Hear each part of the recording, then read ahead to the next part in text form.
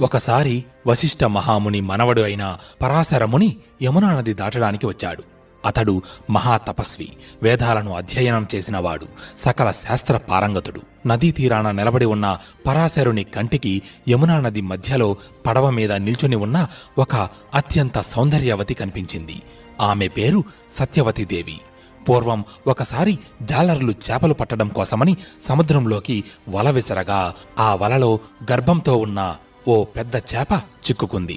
కాని అది సాధారణ చేప కాదు, బ్రహ్మదేవుని శాపం వల్ల చేపగా జన్మించిన ఒక దేవకన్య.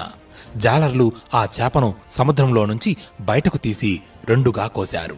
దానితో ఆ చేప శరీరంలో ఉన్న దేవకన్యకి శాప విమోచనం కలిగి ఆకాశంలోకి వెళ్ళిపోయింది. కాని జాలర్లకు ఆశ్చర్యం కలిగించే విధంగా ఆ చేప గర్భంలో 2 పసిబిడ్డలు కనబడ్డారు. జాలర్లు